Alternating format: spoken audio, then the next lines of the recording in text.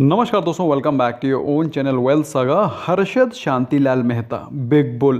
दोस्तों काफ़ी सारे वीडियोस देखे होंगे आपने, काफ़ी सारा लिटरेचर पढ़ा होगा, इनफैक्ट हो सकता है सोनी लिव की वेब सीरीज़ भी देखी हो। लेकिन दोस्तों जो चीज़ आपने अभी तक नोटिस नहीं करी होगी, जो कि इस इंपॉर्टेंट वीडियो में मैं कवर करने वाला हूँ, हर्षद मेहता से जुड़े हुए लाइफ लॉन्ग इंपॉर्टेंट लेसन्स जो कि आपको सीखने चाहिए, और उनको मैंने हाईलाइट किया है। कुछ इंपॉर्टेंट चीज़ें जो कि आपको हो सकता है स्टॉक मार्केट और हर्षद मेहता से रिलेटेड नहीं पता होंगी।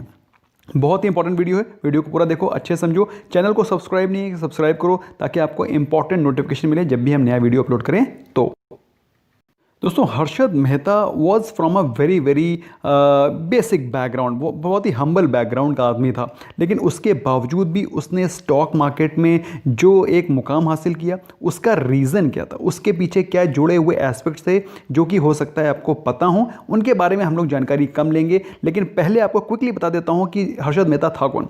Harshad Mehta was by profession a CA, okay, और क्वालिफिकेशन ही वॉज ग्रेजुएट इन कॉमर्स। और पहला उन्होंने जॉब स्टार्ट किया न्यू इंडिया एश्योरेंस कॉरपोरेशन में। तो भाई उनकी जो लाइफ स्टाइल थी, लेकिन वो लाइफ स्टाइल, उनका जो एम्बिशन था, वो जो सोच थी, वो काफ़ी ज़्यादा ऊपर थी, और उसको लग गया कि इसमें एम्प्लॉय बनना मेरा फ्यूचर नहीं है। और इसी ओवर एम्बिशन के चलते हर्षद मेहता के द्वारा किया गया स्टॉक मार्केट का सबसे बड़ा scam, which is called as Harshad Mehta scam 1992। इसके रिलेटेड एस्पेक्ट दोस्तों आप लोग बहुत अच्छे से जानते हैं, उसके बारे में ज़्यादा डुएल नहीं करूंगा। मैं बताऊंगा वो चीज़ें जो कि हो सकता है आपको ना पता हो। दोस्तों Harshad Mehta was a very small sub broker, बहुत ही छोटा स्मॉल दलाल था, जो कि दलाल स्ट्रीट में उस समय के ज़माने में देखा जाए तो फिर हज़ारों स्मॉल सब ब्रोकर दलाल स्ट्रीट में घूमते रहते थे। एंड उस समय there was no SEBI, there was no NSE, सिर्फ एक ही एक्सचेंज होता था, BSE। इसीलिए जब वो हर्षद मेहता उस स्टेचर पे पहुंचा तो उसको BSE का बच्चन कहा जाने लगा, क्योंकि उस समय NSE था ही नहीं, सिर्फ BSE था। दोस्तों आज आप ज़ेरोधा यूज़ करते हो, एलिस यूज़ करते हो, आप कोई भी प्लेटफॉर्म यूज़ करते हो for buying and selling of stock, उस समय कोई भी इलेक्ट्रॉनिक मीडिया, इलेक्ट्रॉनिक प्लेटफॉर्म नहीं था स्टॉक्स को खरीदने का। So all the stocks were traded physically broker से आप उसको फ़ोन करके बताते थे, या फिर ब्रोकर को उससे मैसेज पहुँचाते थे, उससे फिजिकली मिलते थे, और all the trades were settled physically. इसीलिए आपको वहाँ पर एक मैनिया दिखाई पड़ता था पुराने ज़माने में, क्योंकि सारा का सारा सेटलमेंट फिजिकली होता था। और उस समय ट्रेडिंग आवर्स सिर्फ 2 घंटे का होता था, और उस 2 घंटे में जो मेन ब्रोकर होता था उसको पकड़ पाना बहुत ही मुश्किल था, ऑलमोस्ट इम्पॉसिबल।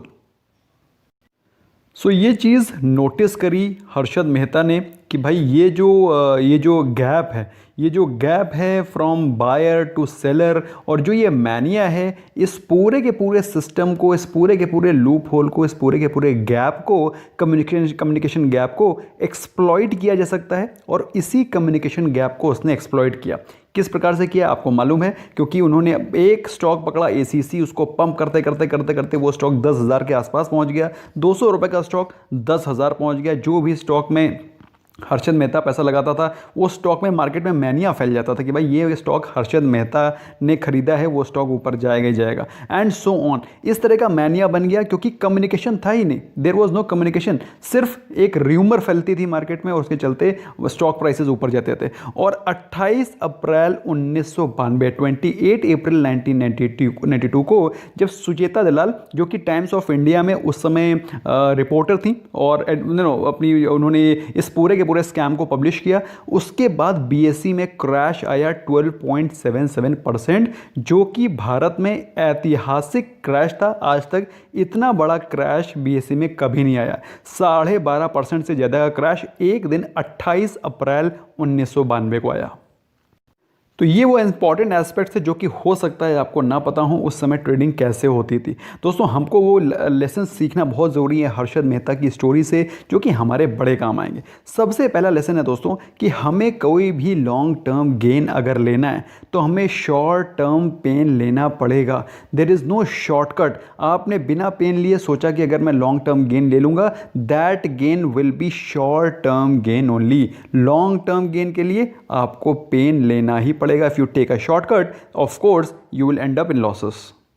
दूसरा लेसन दोस्तों, कभी भी किसी से पैसे बोरो करके इन्वेस्ट मत करें, जो कि हर्षद मेहता की सबसे बड़ी गलती थी। उन्होंने बैंक्स की रिसीट को लेकर के उसके बीच में जो पीरियड होता था उस पैसे को यूटिलाइज करके स्टॉक्स को पंप करते थे, और उस स्टॉक वो जब स्टॉक एकदम ऊपर की तरफ जाने लगता था उस समय प्रॉफिट बुक कर लेता था। बट प्रॉब्लम क्या थी कि वो पैसा उसका था ही नहीं, वो पैसा तो बैंक्स का था, और जिस दिन स्टॉक मार्केट क्रैश हुई उसको पैसा रिटर्न करना पड़ा, वो पैसा उसका था ही नहीं, तो of course he had no other option than to become bankrupt, और ऑफ कोर्स वही हुआ। तो कभी भी इन्वेस्ट करने के लिए हमेशा अपना पैसा यूज़ करें, कभी भी बोरो करके इन्वेस्टमेंट ना करें।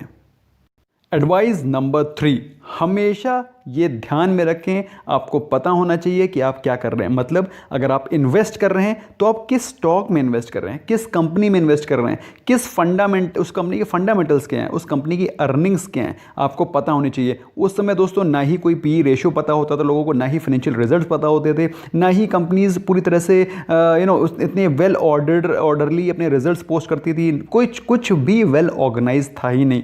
लेकिन आपके पास आजकल मीडिया है, एवरीथिंग इज देयर, आपके एक क्लिक पे सारी चीज़ें अवेलेबल है। और अभी भी अगर आपको ये पता नहीं है आप क्या कर रहे हो और आप किस कंपनी में इन्वेस्ट कर रहे हो, सिर्फ इसमें किसी ने बता दिया तो आप स्टॉक ले रहे हो, I think this is the worst decision which you are taking. So you must always know what you are doing, what you are buying, what you are selling.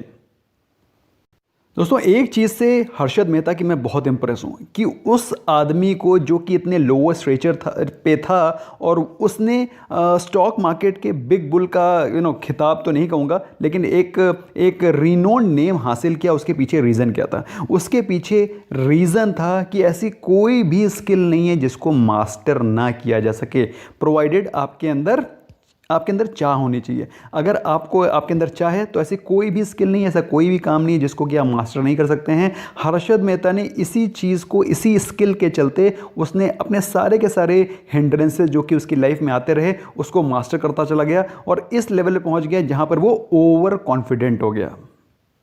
दोस्तों जब बात आती है ओवर कॉन्फिडेंस की, तो सबसे इंपॉर्टेंट लेसन आपको ध्यान रखना है, जब कभी भी आपको सक्सेस मिले you should never be loud with your success. मतलब आपको अपनी सक्सेस मिलती है, आपको कॉन्फिडेंस होना चाहिए, आपको खुशी होनी चाहिए, लेकिन आपको अपनी सक्सेस को आगे बढ़ना है, सक्सेस को लेकर के उसको इंप्रूव करते रहना है। सिर्फ वहीं पर बोस्टिंग करना शुरू कर देना नहीं है। You should never be loud with your success, you must take it humbly, और उसके बाद से अपने काम को, अपनी सक्सेस को और आगे बढ़ाते चले जाना है। दोस्तों स्टॉक मार्केट में एक बहुत बड़ा रूल है, profits are yours so are your losses. जब कभी भी आपको प्रॉफिट होता है तो वो आपका प्रॉफिट है, क्योंकि आपने स्टॉक खरीदा है, आपने चूज़ किया है, आपने डिसीजन लिया है, तो प्रॉफिट्स आर योर्स। लेकिन अगर किसी स्टॉक में लॉस होता है तो लॉस की जिम्मेदारी भी आपको खुद लेनी चाहिए।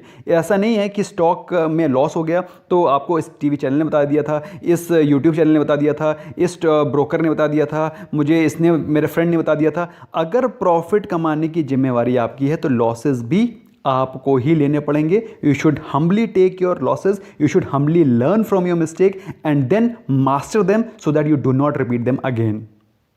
लेकिन दोस्तों इस जर्नी में, इस पूरी की पूरी जर्नी में आपको कुछ रिस्क लेने पड़ेंगे, कोई डाउट नहीं है, क्योंकि अगर रिस्क है तो ही इश्क है। इसका मतलब क्या है? अगर आपकी लाइफ में रिस्क नहीं, they are the only people who become big in life are those who have taken risk. कोई डाउट ही नहीं है, अगर आप रिस्क नहीं लेंगे तो you will remain wherever you are. आप जहां पर हैं वहीं पर ही रहेंगे। सिंपल चीज़ है, आपको एक कदम आगे बढ़ाना पड़ेगा, तभी तो आप दूसरों से आगे निकलेंगे, और उस आगे कदम बढ़ाने में रिस्क है, कोई डाउट नहीं है। और रिस्क लेना है हमेशा कैलकुलेटेड। हर्षद मेहता की तरह अनकैलकुलेटेड आंख बंद करके ओवर कॉन्फिडेंट रिस्क नहीं लेना है। सिर्फ रिस्क लेना है उतना जितना कि आप केपेबल हैं, जिसको कि झेलने के लिए आप केपेबल हैं, उतना ही रिस्क लेना है। अनकैलकुलेटेड और ओवर बोर्ड होकर के रिस्क को नहीं लेना है। बट यस, बिना रिस्क के आप कहीं आगे नहीं बढ़ सकते हैं, आपको एक कदम आगे लेना पड़ेगा।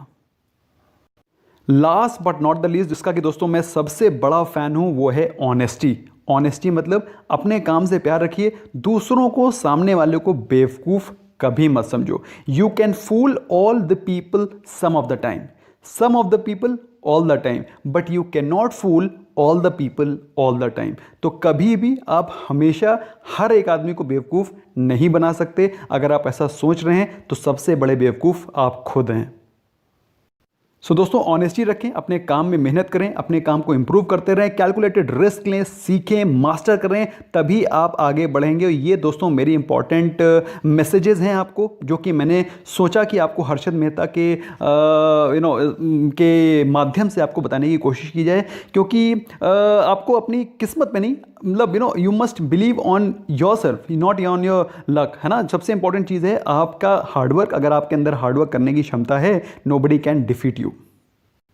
क्योंकि दोस्तों हर्षद मेहता के वेब सीरीज़ का एक बहुत ही इंपॉर्टेंट डायलॉग है, उससे मैं इस वीडियो को कंप्लीट करना चाहूँगा। उसने बोला है कि किस्मत नहीं, कीमत पे विश्वास होना चाहिए आपको, और सबसे बड़ा जोखिम तब है जब आप जोखिम नहीं लेते हैं। तो आप जोखिम नहीं ले रहे हैं तो सबसे बड़ा जोखिम है, बट हमेशा एक कैलकुलेटेड रिस्क लें, एक कैलकुलेटेड जोखिम लें। जब तक आप रिस्क नहीं लेंगे, एक कदम आगे नहीं बढ़ाएंगे, तब तक आप दूसरों से आगे नहीं निकल पाएंगे। तो दोस्तों आपको क्या लगता है, इनमें से कौन से इंपॉर्टेंट पॉइंट्स हैं जो कि आपने सीखे, जो कि आपको लगता है इंपॉर्टेंट है लाइफ के लिए? और ऑफकोर्स आपको हर्षद मेहता की लाइफ से क्या इंटरेस्टिंग पॉइंट्स लगते हैं जो कि आपको लगता है हमको सीखने चाहिए? You can drop your comments in the comment section, I will be glad to know them. Thank you so much for giving your precious time friends. Learn, keep learning from other people, keep learning from other people's mistake, because life is too short to make mistake and then learn. Bye bye for now.